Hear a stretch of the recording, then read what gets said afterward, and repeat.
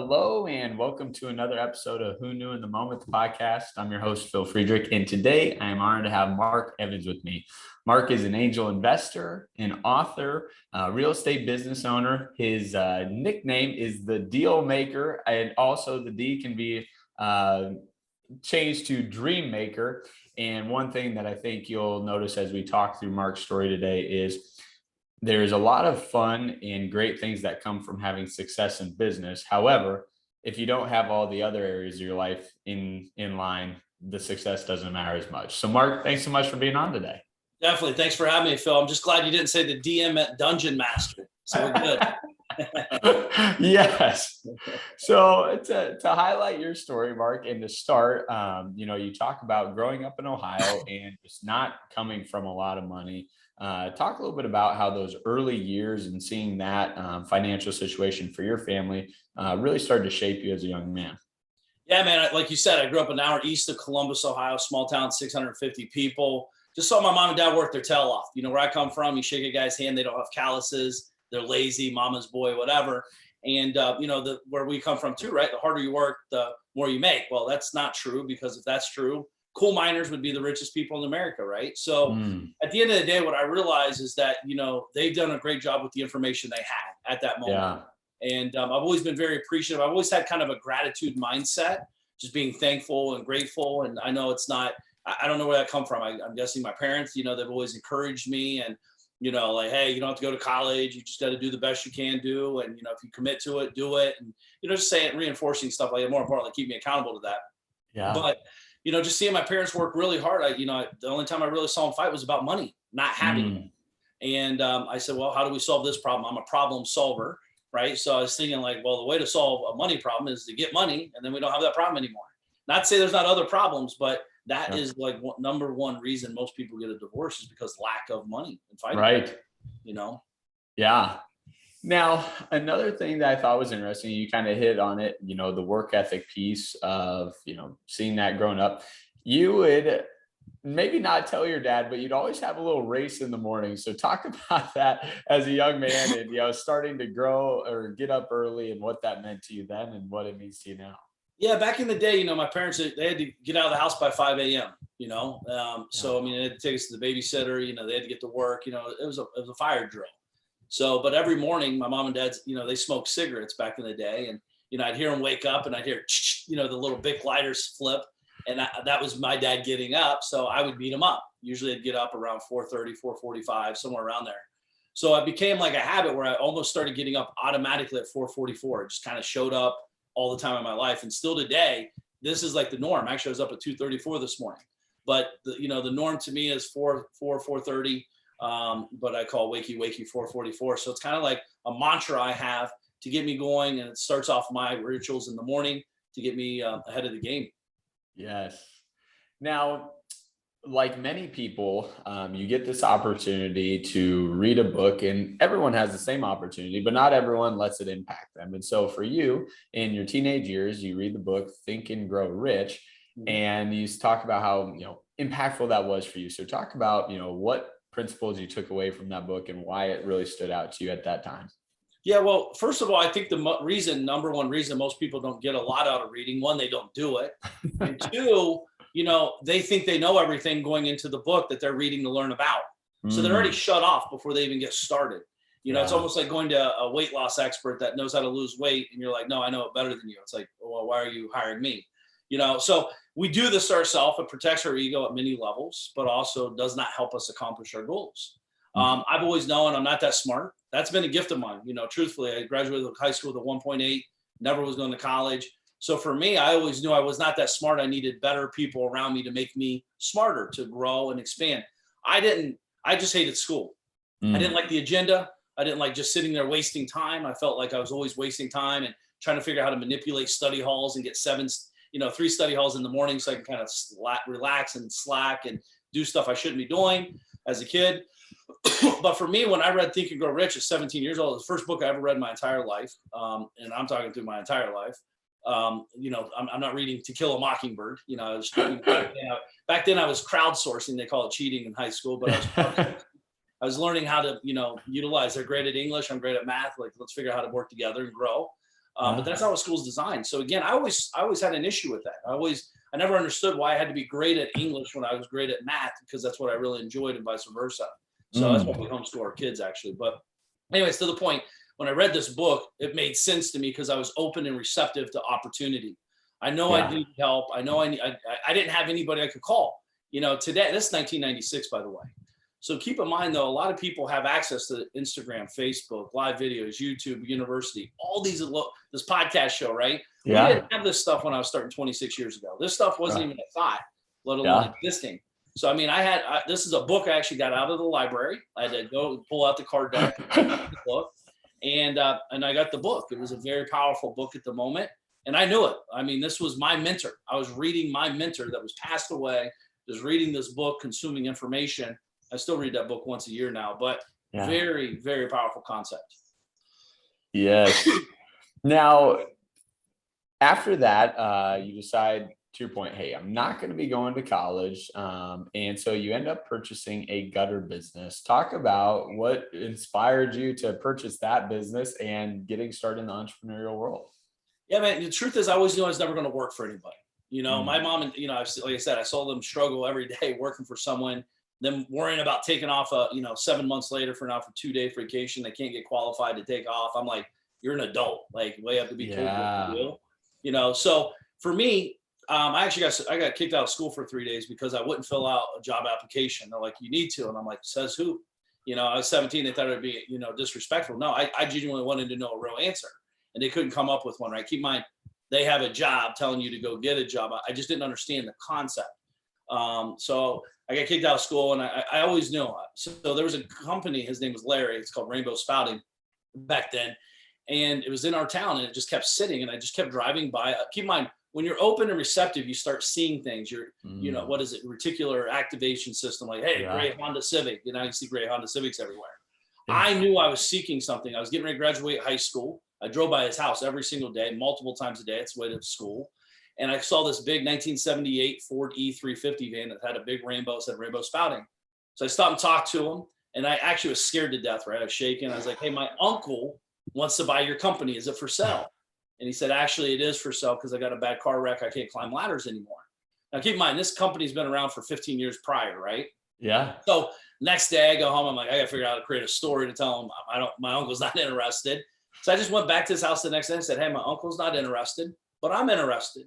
He's like, great, you have $50,000. I was like, oh, I don't have 50,000, but I don't think it's worth 50. I think it's worth 25.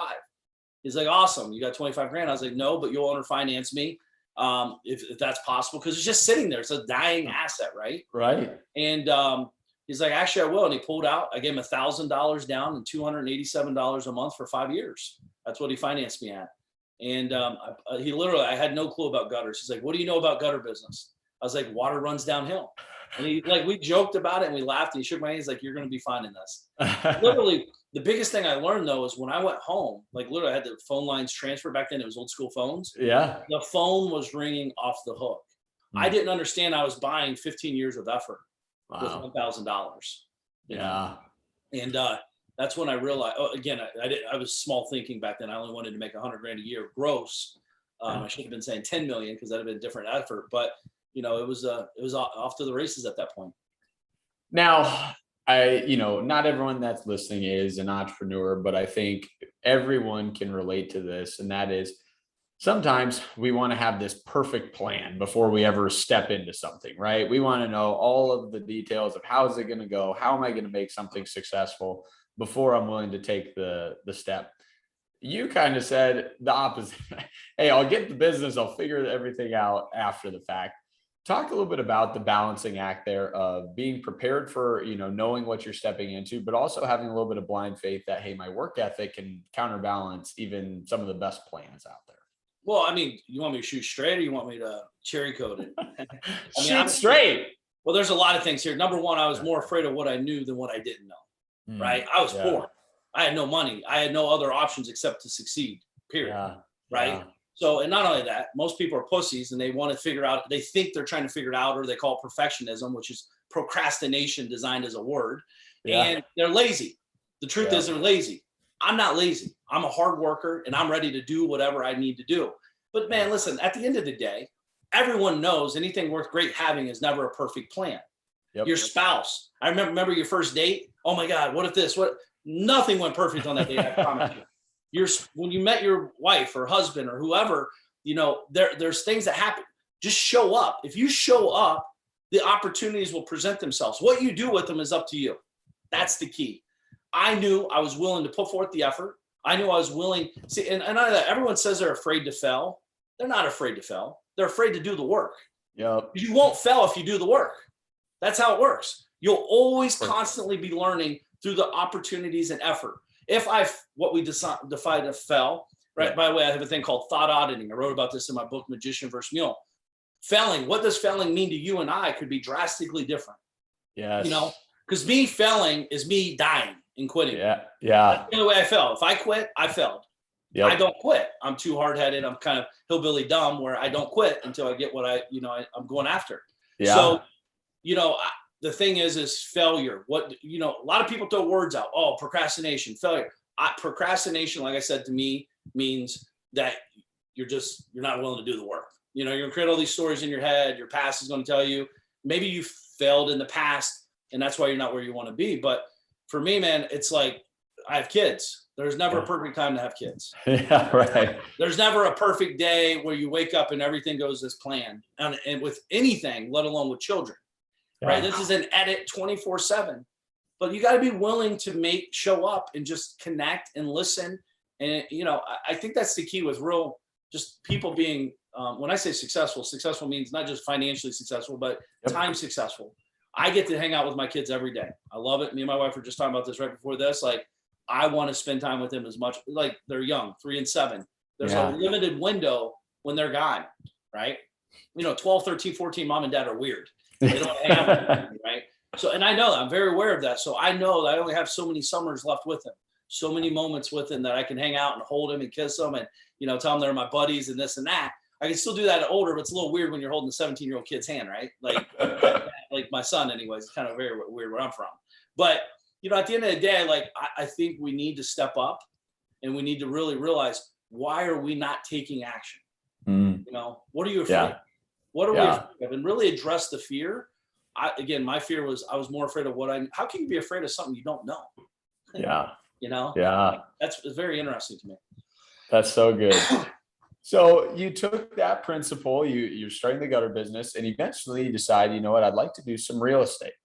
And in the real estate business, your first deal, to your point, doesn't go as planned. It may even go maybe the worst way it could have possibly gone, but it was a learning opportunity. So talk about that first real estate deal for you with I believe it was the storage spaces. Well, my first deal was actually on Westwood Avenue. So I bought it for $1 kind of deal. But for me, the reason I got into real estate, because I was doing work for, again, paying attention. Yeah. I'm showing up every day. I'm working my ass off. I'm working 16 hours a day, literally. And this guy keeps calling me to put gutters on his houses, and he's driving up in a Porsche smoking cigars. I'm like, dude, what do you do? Yeah. I'm curious. Again, we've been lied to. Curiosity does not kill the cat. Curiosity's made me wealthy, many ways over. I just got curious, and, he's like, hey man, I'm a real estate investor. I'm like, what is that? I didn't even know what that was. And then I went to a 3-day class. I spent every dime I had to go. So I had to work. Again, I always put myself in situations where it's got to work. I'll show up and I work. A lot of people have too many plans: plan B, plan C, plan D, plan F, and plan I'll never do anything with this information. So for me, I just went and learned about real estate. I popped a deal and it was off to the races. And I literally messed up every single step of it. I have no clue why the guy sold it to me. Well, I do. I asked. That's why. And, it was I had no clue how it went down still today. It was wild. I mean, keep in mind, this is cell phone days and pager days, and the footprint looks drastically, it's never been easier is what I'm saying. Right. Today. Back then was different. You're dealing with very old school people. If you don't know the lawyer, they don't know you, you're not getting in. So I had to hire a lawyer, create the paperwork. I mean, it was a process, but listen, I've done over 10,000 real estate transactions to date. So, me and myself and my team now, at this point, it's a massive team, but, there's so many opportunities once you just, again, you think you call it faith. I think you got to step out in your confidence. I think a lot of people are not confident in their efforts because they've been too lazy too long. Yeah. Well, so to take your last point and then this point together, you talk about everyone's definition of failing looks different, right?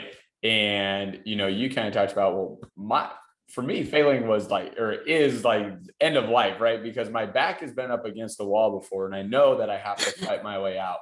And for me, one of the most impactful lessons that I was taught was when I was in fifth grade and I was playing basketball. And a coach said, Phil, you're not going fast enough to actually mess up in this drill. You need to fail at the drill to get better.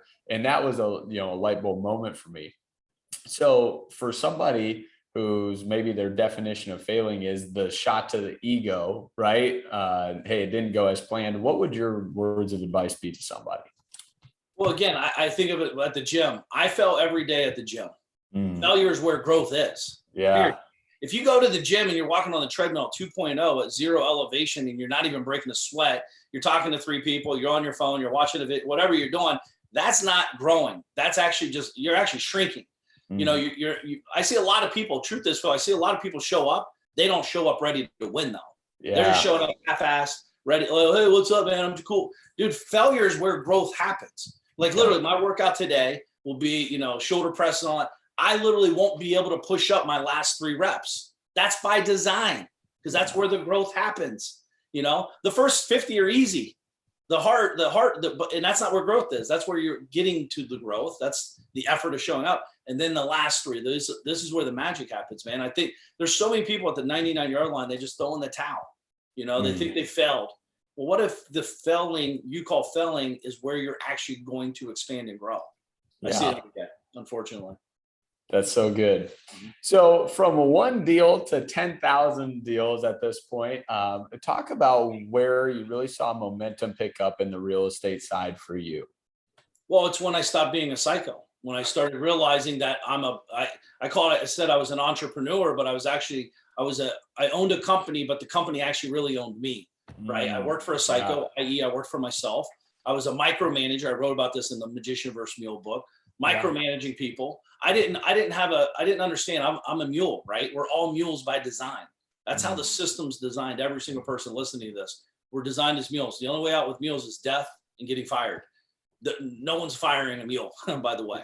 So, or you quit, which does happen very rarely because it's like hard because they don't have time to think to quit because they're so busy, right?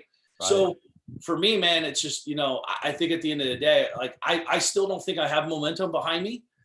Keep in mind, I don't just do real estate. I own many companies at this point, but real estate's just more of another project, another company I own.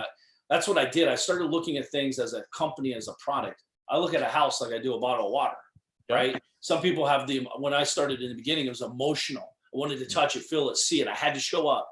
In 2005, December 31st, I moved. I left for a month. It turned into 7 years around the world. That's when I had to force myself to become a business owner, not a wannabe business owner where I had to hire people better than me, right? It's scary as a business owner. You're like, well, what if they do it themselves? Well, listen, you're assuming they want to do it themselves. So I don't even want to do it myself, and I'm doing it with the team every day. So what makes us think that? And again, it's this weird dynamic. There is a transition, and unfortunately, a lot of people never make it. So all of my companies now, I'm more focused on the who to do the how. Like who can help me drive the day to day? I'm great at understanding your unique ability, your core value, like what you stand for. I'm really good here, but I'm really dude, you put me in a paperwork situation, Phil, I'm done. I'm done. I'm out. Like I can't do it. My brain just goes crazy. I want to hear the big problems. I want to hear the big I want to create big solves. But paperwork and these are important things. But there's people at home that love doing paperwork. I'm not that guy. So yeah. Well, and that's been a theme for you, right? Is understanding what you're good at, but then leveraging others that are better in the other spots, right? You talked about that at school. Hey, if I was good at math and you're good at English, let's figure out a way to partner up on some things.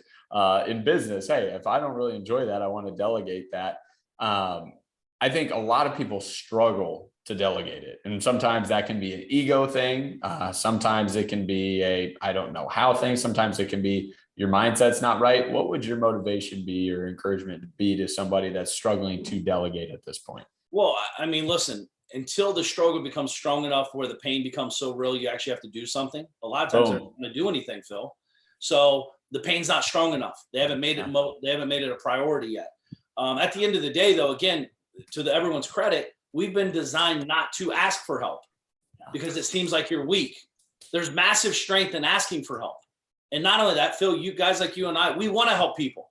Yep. And what I found out, most of the world wants to help people. That's why there's nurses and doctors and people around. Like, they show up every day to help people. For God's sakes, nurses are wiping people's butts, right? They want to help you make your life better, more comfortable, easier.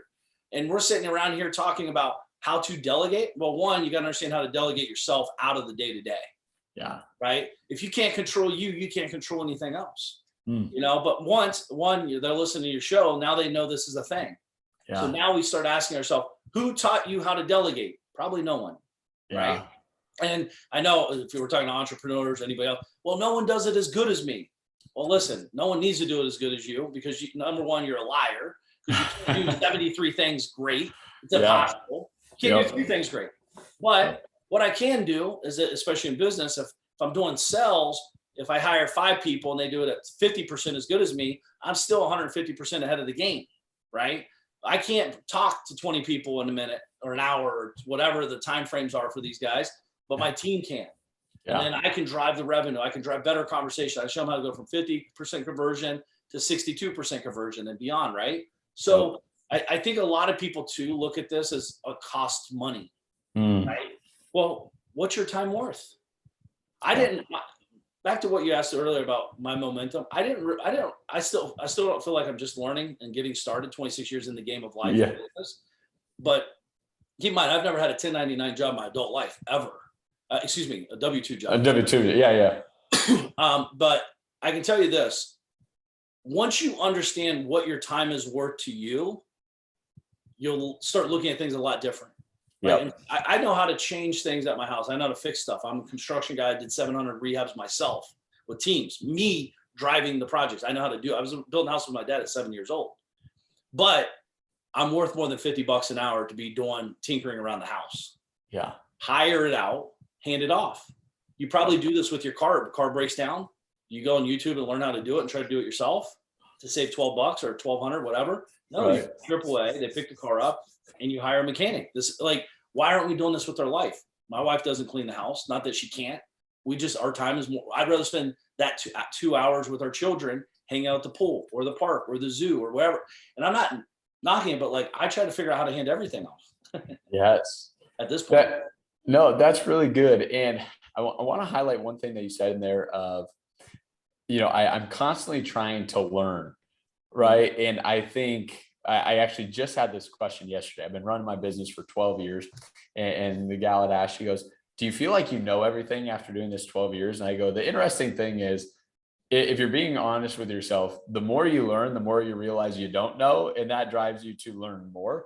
And I think a lot of people, they learn a little bit, or a lot of people in life will learn a little bit and they'll say, oh, I know it all. And it's like, there's no way you can possibly know it all after watching one YouTube video. You might be a lot more proficient in it, but you certainly don't know it all. And I think as I hear you talk, it just sounds like constant learning. I'm not just, stopping at this point in time. Well, again, it's a game. It's fun. First of all, most people think they run their business. Their business runs them. Let's be honest. Yeah. You're a slave to your business. Most people, well, again, what's the business even mean? Business to me is that you don't have to show up for 90 days and you still make money. That's a business. Yeah. I can guarantee most people, and I teach a lot of high level business people, most people can't leave 90 minutes, let alone 90 days. So, and I know I've done it because I've written many books about it and I've traveled the world for 7 years and I know it worked. I know, but again, the pain became so real, I had to do something about it. Yeah. But yeah, man, I definitely, I love it, man. I think that's the key to all this stuff is constant evolving. This is the difference between mastering it and learning it. Lots of people know how to golf. That doesn't mean they can compete against Tiger Woods. That's right. Really good. But he's mastered it. He's worked on it. He's tweaked it. He hires coaches. Yep. The one thing I'm always amazed at is people will hire a coach for their children, but they won't hire a coach for themselves. Yeah. I don't understand it. Just because you're 27 or 42, now you don't need a coach. Mm-hmm. Truth is, you probably need a coach to unprogram you more than you need to reprogram you, right? Because you've lied to yourself so much. You've hung out with the wrong people, and I call that king of the dipshit mentality. We can talk about that, but the problem is a lot of people need to unlearn more than learn right now. That's really good.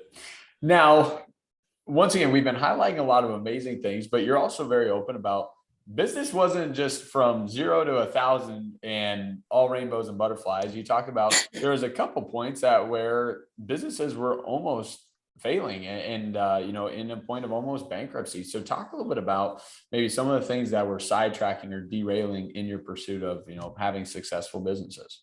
Well, are we talking about yesterday or today? No, man, listen, here's the thing is, again, if people think there's no issues and stuff like that, they're full of shit. They're absolutely delusional at all levels. Running real businesses, you're dealing with human beings. You're dealing with people finding out they have cancer. Their kids are dying of cancer. You're finding out that they're getting a divorce. They're pregnant. They're getting married. I mean, good and bad. Like, there's a lot of moving parts. And then not only that, we have this thing called the economy. Right? You have a lot of people, unfortunately, that listen to the news. They think the news is real.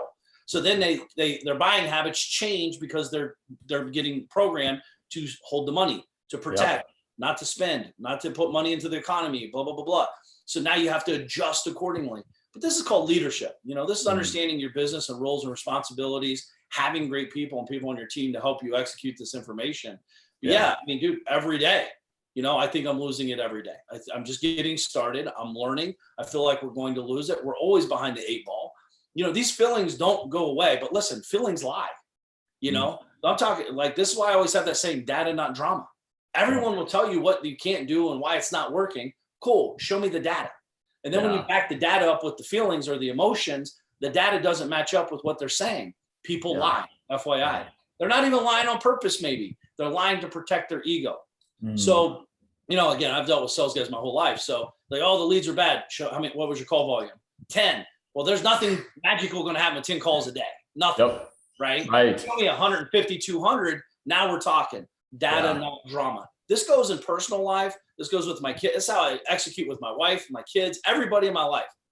They're like, blah, blah, blah, blah. I don't need the baby. I don't need the baby pains. I want the baby. I want the data, not the drama. I don't care if you showed up late, why this happened or that. Tell me why it's not done. That's all I care about. And data, this is the problem. I think a lot of people are focused on their emotions. Well, I read a book and it says, pursue your passion. Well, your passion might be, gardening and there's no money in it right now. I don't know. But this is life. You got to edit. You have to make money. You have to provide value to the world. And, I wrote a book about this called Economy. Like, you have to get to know yourself. I think a lot of people, Phil, honestly, don't even know who they are. Yeah. I think they're scrolling on social media 24/7, trying to get out of their day-to-day life of where they really live in. Their children are watching this to be like, my biggest driver, Phil, is my children. Right? They're watching. Yeah. If I don't lead by example, who's leading them? Who's showing them how to do it? Yeah. Sure. Now I ain't putting in anybody else's hands right now, wherever. Yeah. They know when dad gets up. They know when dad's working. They know when dad's growing. They know when dad's scared. I talk to my kids about this stuff. Yeah. We did an event, Phil, where we had 350 people from all over the world come in. And I sit down to dinner with the kids. And I'm like, I'm scared. And my son's like almost 7. He's like, Dad, you don't look scared. I'm like, well, what does scared look like? What is fear? Like, I'm scared. I want to perform. I want to grow. I want to expand. I'm going to trip up on my words. I'm going to say something stupid I shouldn't say. But like, that's not going to stop me. I'm going to lean into it. I'm going to learn from it. And we're going to change a lot of people's lives.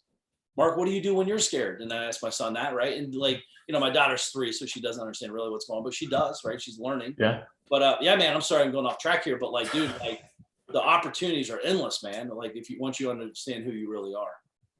I think that's really good. I love hearing the transparency, even with your kids, right? I think in culture today, and males and females, but I know certainly speaking, being a male, that just wasn't something that was always talked about, right? Transparency, vulnerability of how one's feeling, how things are actually going. And it's neat to see that you're passing on to your son, because inevitably, right, that's going to change the way he pursues things. And it puts him on a quicker trajectory than maybe what you had even growing up if your parents didn't do that for you. Oh, game changer, man. Honestly, like, we talked about this a little bit, but like I grew up with not a lot of money. Like I said, not a lot of money. Christmas is you get a bag of socks, a bag of underwear, and one toy. That's what you get for Christmas, every Christmas. Yeah. And I'm cool with it. I never even thought a big deal about it, right? Yep. But, my biggest fear is now raising kids with lots of wealth. My kids have never been on a commercial airline. They're on jets and yachts and big houses and cool stuff, whatever. My fear is raising them with money. I have mentors to help me make sure my kids are not brats. They're providing to the world. They're great citizens. They're pursuing their passions, not daddy's passions. their passions as they evolve, right? So the hardest thing that we have to teach our kids, and by the way, as a parent, we all want our kids to be better than us, right? Mm. That's the ultimate goal. My kid, like one of my mentors, he's worth lots and lots of money. His children, amazing children. He's like the biggest thing we got to teach our kids is that people are going to tell you the only reason you're successful is because your dad's successful. And that's not the case. I will help you, but I can't show up and do the work for you. That's like saying the only reason, son, you have 6-pack abs because your dad has money. Well, dad doesn't do all that. I show up to the gym. I do all the work. Yep. So not say I won't help them. I mean, shit, who wouldn't as a parent? But I'm not giving them money. I'm not giving them if I know somebody can help him, he's got to earn it. What we're really talking about though is having real conversations and tough conversations with ourselves and others. And I think a lot of people avoid it, man. Yes, I agree. And, I think sometimes we try and avoid it because we don't want to offend somebody, right? We don't want to hurt them. But the reality is having that tough conversation and making that comment, it might be uncomfortable for a while, right? It might be uncomfortable when you say it, might be uncomfortable for the next day or two, but really it's in their best interest because it's going to put them on a different trajectory if they're willing to receive that. Yeah, we're talking about communication skills. And again, I have a wife, so I get it sometimes. Here's a great hack. And this is what I do, and I do this weekly. I sit down and I write a letter. From my experience, women interpret information differently. And not only that, you said something interesting. It's like, I'm afraid to offend them. Well, they're offending us every moment. So when do you get selfish for yourself? Because by the way, if you evolve, they evolve, right? So, I mean, it's delivering, people got to get better at delivering the message, don't point the fingers, conversate, have a conversation, again, we know we live in a world where people aren't good at this anymore. They can't have real conversations. They got to be pointing the finger or blaming others because they can't accept responsibility. Right. But I write my wife letters at least once a week, like, hey, hon, I'm thinking about you. Here's what my thoughts are. Maybe it's a religion thing. Maybe you guys are having trouble struggling with you're going different paths. Like, why aren't we going to church every Sunday and Wednesday? We got kids now. Things evolve. I think people forget, life is changing at rapid paces at all times. Yeah. And depending on what your life looks like financially, time-wise, et cetera, you might be pulled in 100 different directions. And plus you got three sports per kid now and this and that. So sometimes you start getting fragmented in the conversations, but sit down or they can write you a letter. But I do it because one, it's kind of like therapy for me, honestly, Phil. Writing my life. It could be 1 page, it could be 10 pages, whatever it is at the moment. It's just I'm writing to share my insights of where I'm at and what my thoughts are, and just say, hey, and then they can read it at their time and interpret it how they want to interpret it, and then we have a conversation about it 24 hours later. That's good. It's very powerful. It's helped me a lot, man. I've been doing this for a long time with my wife and even my parents. I write my parents letters often. That's so good. Mm-hmm. Now, they're talking about family. There was a important date, October 8th of 2005, where a very pivotal moment for you. Talk about the emotions that went into that day. Yeah, it's when my grandmother passed away. 2 weeks prior to that, she went to a basic routine checkup, and they said, you have stage 4 max, you're going to live 2 weeks. It's funny, when some people interpret information different, when she heard that, she heard death sentence immediately. She aged 40 years in 2 weeks. It was wild, right? As opposed to let's hit it head on and let's figure out how to, live. Yeah. Again, it is what it is, not judging it, but that was a pivotal moment. Why? Because I was working 16, 18 hours a day. I love working. It's fun to me. I enjoy growing and pushing and prodding and getting beat up. I'm kind of hard-headed, but that was a moment when I realized there's more to life than just money and working. And I had a girlfriend then, now my wife, Dina, and this October 8th, and she's like, hey, why don't we take a trip for a month? And I said, how do I do that? Keep in mind, I've never been on a plane. I was 27 years old. I'm like, I have no clue what you're talking about. I don't take trips. I'm working. So, and anyways, December 31st, 05, we left for South Beach, Florida for a month, which turned into 7 years around the world. Because I was like, oh my gosh, I learned so much about myself, right? Where I'm weak, where I need to be stronger, where I can grow, where I can hire help. And, really just for my self-care, it was very powerful. Right. Not to say there was not massive amount dry heaving moments, scared moments, everyone's quitting, everyone's, stealing, all this crazy stuff in business. But, I'm glad I did it. That's for sure. Yeah. Well, and, this is a different instance, but a similar thought that we've talked about, and that is how perspective can change, us, right? If we really let that sink in. You talked about, hey, growing up with no money, that gave me perspective of what I wanted. Seeing my grandmother pass away quickly gave me perspective of, gosh, what if that was me? I would have hated the fact that I was working 16, 18-hour days and that's all I had to show for it. Yeah. So to your point, it takes that catalyst. It takes that, enough is enough until I'm going to make a change. Yeah, there's a couple of things here. One, is life happening to me or for me? Right? I've always kind of looked at life as happening for me, and I need what lessons can I learn? My grandmother passed away. There were great lessons, and I had 2 weeks to tell her goodbye. Wow. That's not normal. A lot of people never even get that opportunity, right? They leave the house right now. It could be someone listening here. They might not hear their spouse or partner or wife or husband or whoever tonight because they're done, right? So you don't have that opportunity to say goodbye. I felt very blessed. I was able, again, I'm a wimp with that stuff, but I had to create a video, audio recording on a tape deck back in the day. I tell her how much she meant to me, So we sat there for 15 minutes and she listened to my voice as I held her hand and cried the whole time. That to me is like, if I don't go out and succeed in life, I'm spitting on her grave. Like I create these stories in my head to drive me for motivation. That motivates me. Yes. I'm 44 now. I'm probably on the other side of death. What am I going to do with it? It's up to me. No one else. I don't care what Phil does. I don't care what you do. It does not affect me. It does not matter. I can control me, and that's all I can control. So, I think it is perspective. You got to understand, is it for me or to me? Yes. Now, you've been blessed in so many different ways from the hard work, the effort you put in. And so you decided, you know what? I want to impact others. I want to help give back. And so you've written a multitude of books. Talk about where the inspiration to write the books came from. And then, I know I believe the most recent one is The Magician versus Mule, and talk a little bit about what principles you teach there. Yeah, no, I mean, at the end of the day, writing a book, I wrote my first book, November 21st, 06. That's the only reason I remember, that's when I proposed to my wife. So, I turned it into a big experience because I wanted to record it. And again, it did not go out as planned, but it did work out. Here's the thing is with the book, man, we all have books in us, all of us. My first 4 books were conversations transcribed into a book format. I conversated with, Kendra Todd, she won The Apprentice. Conversated with Frank McKinney, building $50 million mansions. Michael Gerber, the E-Myth. People that I wanted to interview, I interviewed them, had conversations, asking them the questions I wanted to know as I was evolving as a young man, right? Yeah. Back then I was young. And then as I get older, first of all, my parents, to their credit, like we've always been giving. Where we come from, you would give the shirt off your back. You literally could be eating tuna out of a can and someone says, hey, I'm hungry. You'd give them your tuna can and not eat for the day. That's just how I was raised. So good or bad, that's it. That's how it was. And for me, then it evolved, right? I did a bunch of books. Lots of people like, dude, it changed my life. It helped me so much. And plus, let's be honest, I'm a marketer. I'm a business guy. I've always realized, like, if you have different pieces, like, Phil, I go to a meeting, there's 20 real estate investors and I'm the only one with a book. I want to do business with the guy as an author, not the guys that aren't. It's just the separator. It's instant gratification, instant credibility out of the gate.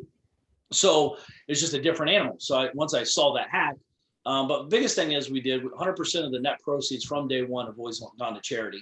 We've built many facilities in Haiti. Actually multiple. I mean, probably 1,000+ people we've saved their lives by putting them in houses out there we've built. And then now we have kids. So now to me, I write at least 1 book a year. I have 13 books out, 2 in the making right now. And every year it's the evolution. My kids, when they get 50 years old, I hope they read them, their kids read them, and their kids' kids read them. But like who grandpa was, who dad really was. And they can see me evolve through my works. My first books were about real estate. Then it started becoming about business. And then now it's about, mindset and growth. Magician versus Mule, Me Economy. These are all timely, thought process of my evolution through growing as a business guy. Yeah, that's so good. Mark, you've accomplished so much. Are there any other pivotal moments that we haven't highlighted in your journey and your story to where you're at today that you'd like to highlight? Pivotal, man, listen, I'm waiting for the pivotal moment. I'm still waiting on it. So, I think that's the key, man. There's always another, if you seek it, you will find it. Yeah. Lots of people are seeking problems. Lots of people are waiting for, just like literally waiting for the problems to happen. I'm seeking opportunity, pivotal moments. I'm looking for the good in everybody, not the bad. It's funny. I can call the people I know and, my father mostly, and, oh my gosh, it's so bad out there. Be careful. I'm like, what are you talking about? Like, it's not bad out here. Yeah. So, I think it's really, you got to dial in your mindset. I don't care if you're an entrepreneur or not. Like, your mindset is what controls everything else. It's like, again, we'll reprogram our cell phone, we'll reprogram our computer and update the software. When's the last time you updated your brain? That's a software. Yeah. That's running the best computer system in the world. When's the last time you updated it? Stop. We always talk about stop hanging out king of the dipshits. If you're hanging out with 5 people and everyone's talking about the same things and trying to one up you on your problems, that's a problem. Yeah. Right? And until you become aware of that, you're going to have to start creating a separation process. Right. Minimize conversations with them, eliminate conversations with them, or eliminate them out of your life. I don't have, I'm not talking about high school touchdown wins with kids I went to high school with. We're beyond that. Where I'm trying to figure out how to get in rooms where I'm the dumbest one, where I'm not the, I'm the poorest one, where I can go in and learn from these guys. And, when you open yourself up to that, Phil, magic happens, man. It's powerful. Yeah. Well, and once again, it's been a constant theme as we've spoken today, but I love your vulnerability, but your desire to grow and get better and consistently be growing, right? So many people, once again, I said it before, I'll say again, so many people reach a certain level and that's just where they want to stay and they stop. And Mark, you just continue to grow, man. Well, as you know, no one ever stops. They might stop growing, but if you stop growing, guess what happens? You start shrinking. Yep. And I don't know why anybody would want to do that. That's the biggest fear of my life, is to shrink, especially when you have momentum. I mean, we have life, we have stuff going on. And I think, Phil, too, people need to stop blaming others. The government's not here to save you. You have to save yourself, you have to, once you program your brain and understand what's really going on with you, you'll start seeing things in a whole different light. And it's very powerful. That's and awesome. rewarding. Yes. Well, Mark, I want to say thanks so much for coming on today and highlighting your story and just all the amazing things that led you to where you're at. I'm excited to continue to watch your journey and see the new books come out each year. And just want to say thanks again for being on. Definitely, Phil. Thanks for having me, buddy. Appreciate you guys. Thank you.